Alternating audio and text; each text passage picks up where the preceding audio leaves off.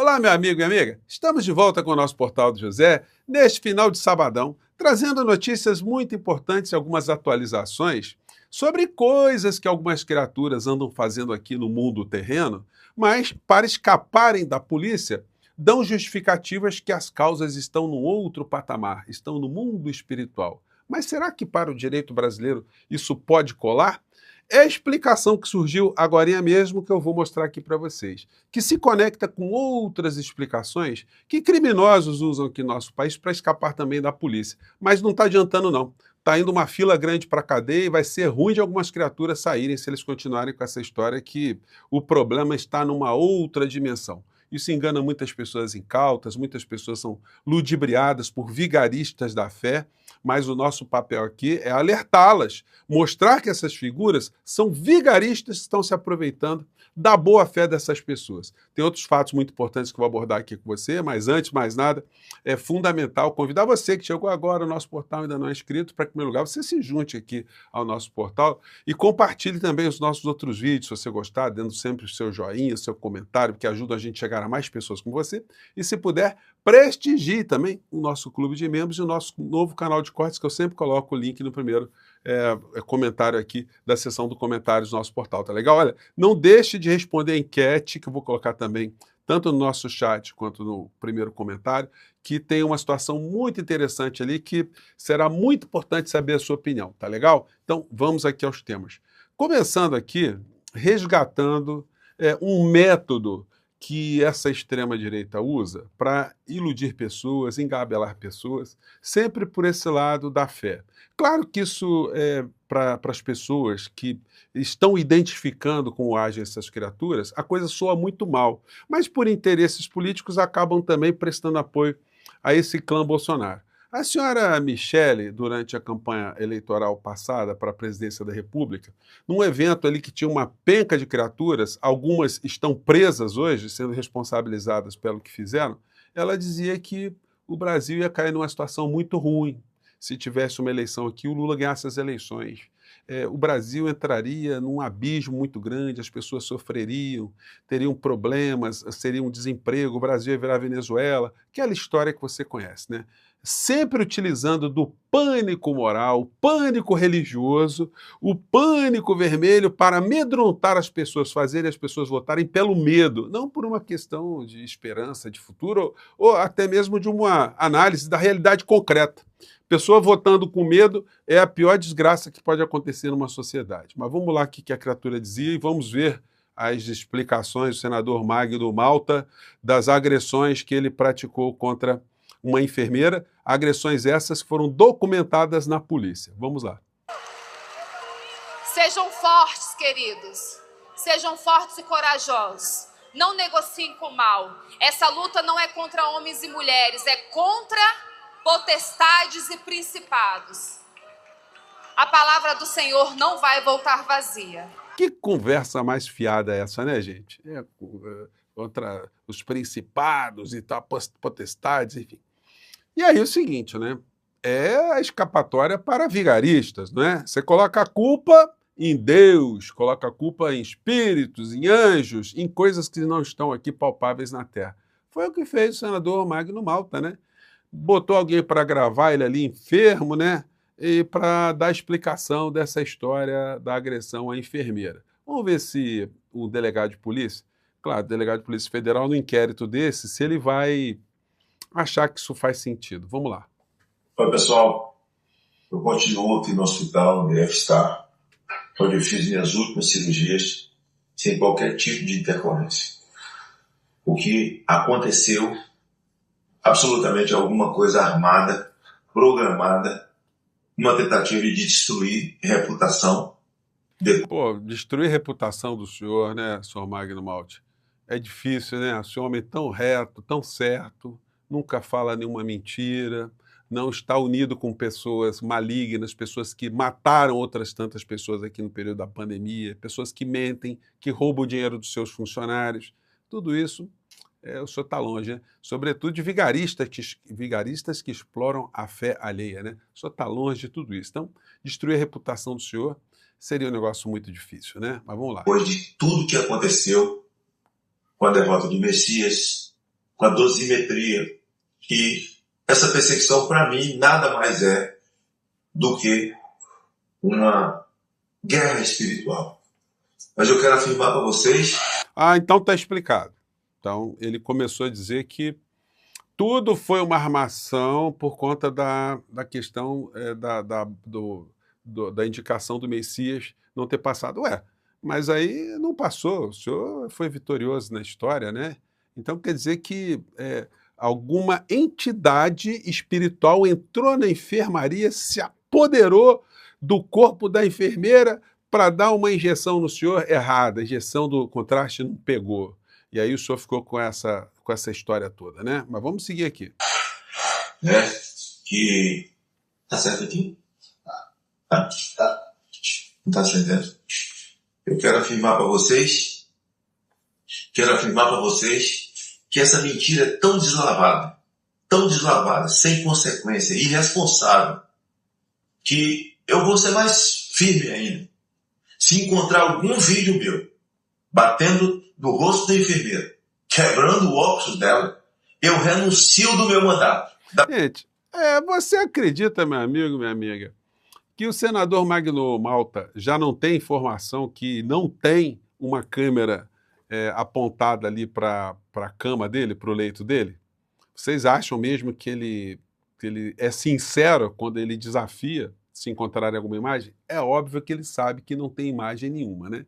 Então, mas muitas pessoas acreditam nisso, né? Agora, o delegado, na hora que for concluir o inquérito, né, senhor Magno, se tiver mesmo uma lesão que deve ter ido lá para o Instituto Médico Legal, enfim, da enfermeira para mostrar alguma coisa, uma lesão leve, né? Agora, os insultos também que o senhor proferiu a ela, enfim, se tiver outras testemunhas ali que possam ter documentado alguma coisa, vai ser ruim, né? O senhor dizer assim, delegado, olha, não era eu que estava ali, eram forças que estavam atuando contra as potestades, que depois da eleição que foi fracassada do Messias, elas atuaram sobre o meu corpo, né? Gente, não dá, né? Mas vigarice, é isso, né? Isso aqui também foi potestade, senhor Magno? Foi a potestade do boxe? O senhor estava num hotel, sabe Deus lá fazendo o quê?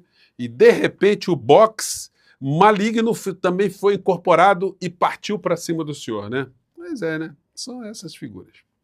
Bom, aí mudando de assunto, deixa aí seu comentário. Você acha que você acreditou nessa história? Lembrando, ó, amanhã, domingo, às 18 horas, estarei aqui ao vivo com vocês, tá? A gente vai debater muitas questões aí, vou responder as questões de vocês.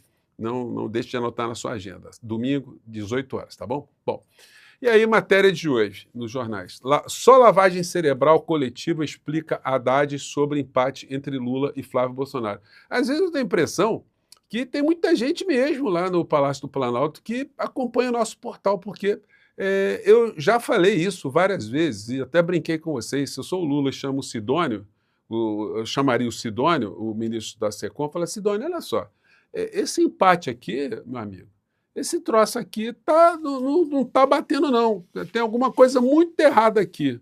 Os jornais estão comentando isso também, né? Essa fala do Haddad. Aqui está escrito, no 1º de maio, Haddad diz que só lavagem cerebral coletiva explica avanços de Flávio. Aqui no texto, quando a gente lê o texto, ele fala isso aqui, ó. E eu já comentei com vocês isso. Nós estamos num ano que é inadmissível o que está se vendo nas pesquisas eleitorais.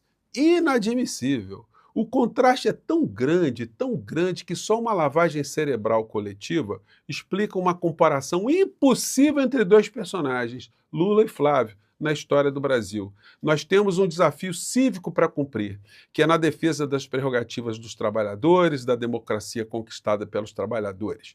Essa agenda de democracia é nossa, discursou o ex-ministro. Ex-ministro Haddad. Como eu tenho falado sempre aqui, é basilar que a comunicação é a espinha central dessa história toda. Tomara que o senhor também ajude o presidente Lula a vir para as redes agora todos os dias, porque, gente, o volume de desinformações que nós recebemos é gigantesco. Então, é necessário que o presidente da República ele paute a sociedade, porque se ele não pauta a sociedade, se a esquerda não pauta, o governo não pauta, quem pauta são os grandes veículos de comunicação e a extrema-direita.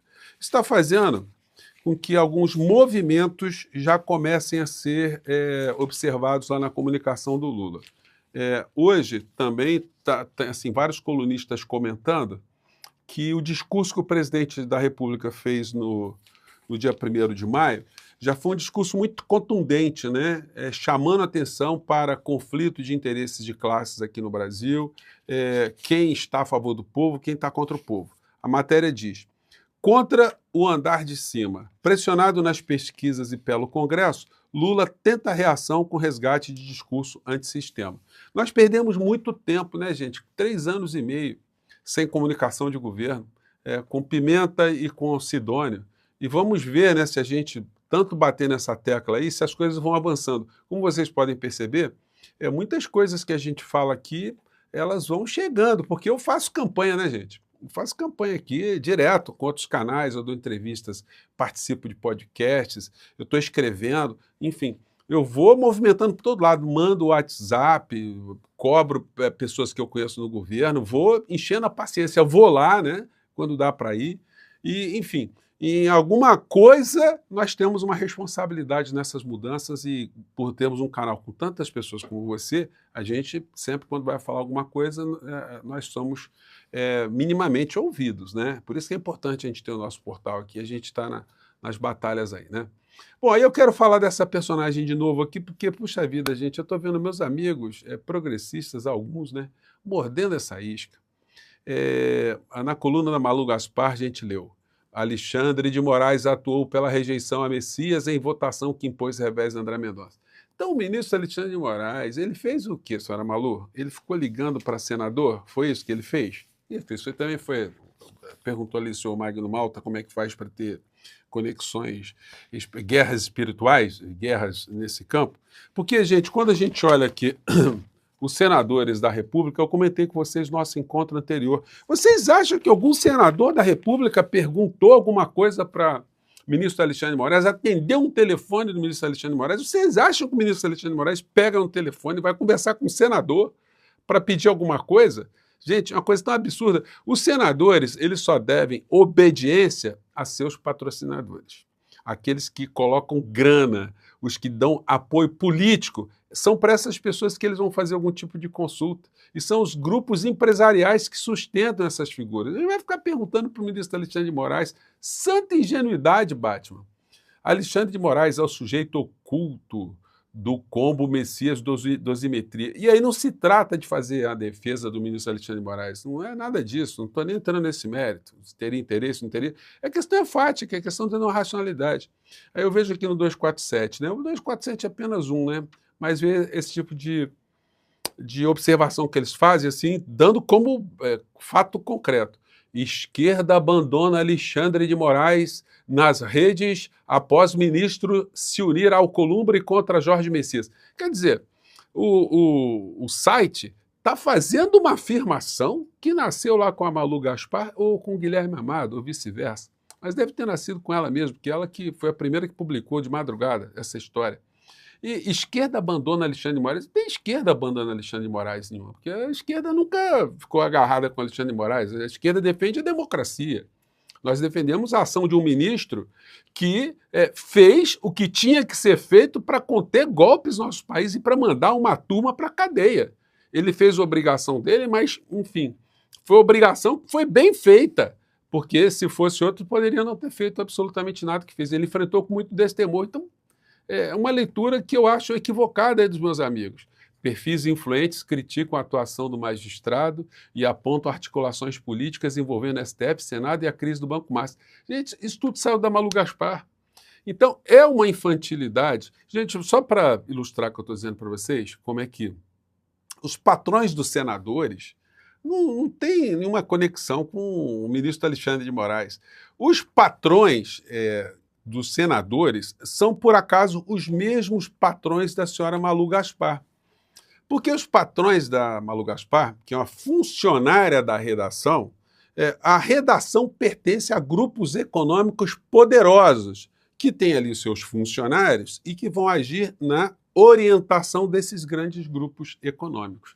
Então, é por isso que nós assistimos algumas informações são plantadas, porque elas atendem interesses, porque se elas não atendessem interesses, Meu amigo e minha amiga, jamais alguma coisa seria publicada. Vocês acham que algum jornalista no Brasil que esteja trabalhando num grande órgão de comunicação privado, que se ele descobrir uma falcatrua de um patrocinador, que isso vai para a primeira capa do jornal?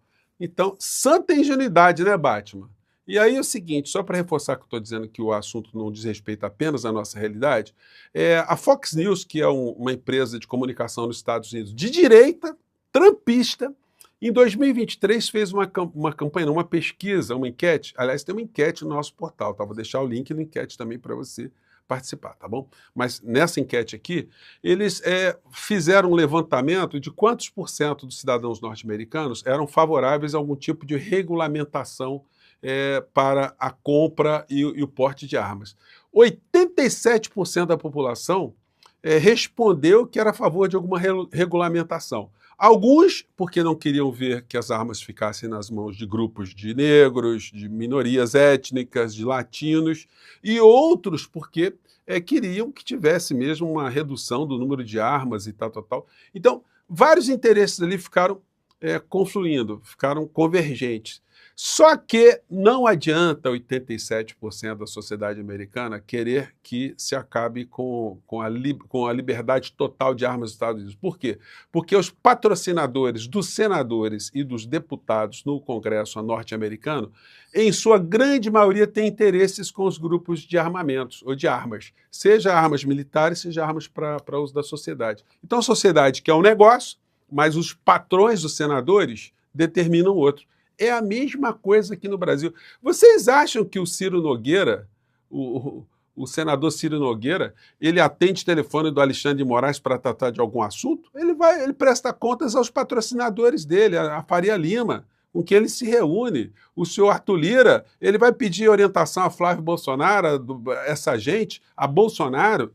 Eles não passam por esses caminhos, vão escutar o ministro Alexandre de Moraes. Não existe isso, gente. O jogo está numa outra dimensão.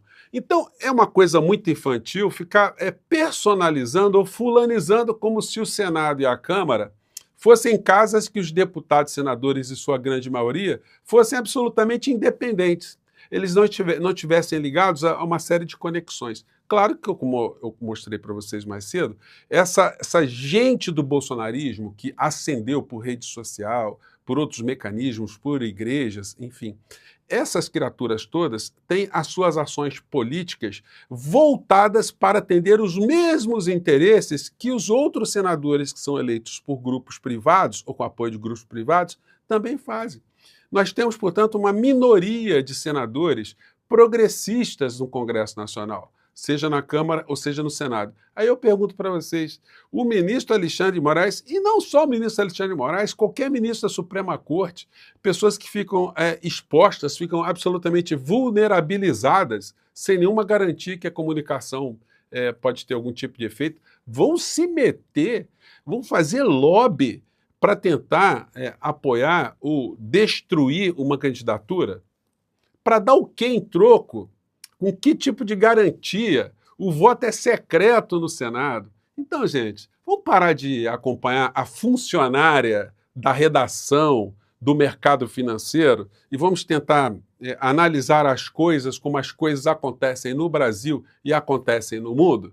Se a gente entender isso, nós vamos ver que a política concreta se faz na realidade concreta e não no mundo das potestades, dos principados, das guerras espirituais. Porque essas explicações metafísicas são explicações de vigaristas, seja no mundo da fé ou seja em qualquer outro mundo, né? Aqui no campo terreno, o que vale mesmo é a realidade que a gente enxerga e que a gente pode mapear. O resto são especulações e espíritos que a Malu Gaspar anda escutando, a pretexto, né, de atender à redação. Bom, eu fico por aqui. Se você concorda, mande seu comentário. Se não concorda, discorde também. Eu gosto muito de ler o que vocês pensam, porque isso me ajuda também a entender o que é que está acontecendo no nosso país, né? Eu fico por aqui, mais uma vez, um grande abraço. E esse domingo promete, tá? Teremos encontros e às 18 horas, coloca na sua agenda que tem o nosso papo aqui, tá legal? Um grande abraço e até o nosso próximo encontro. Tchau!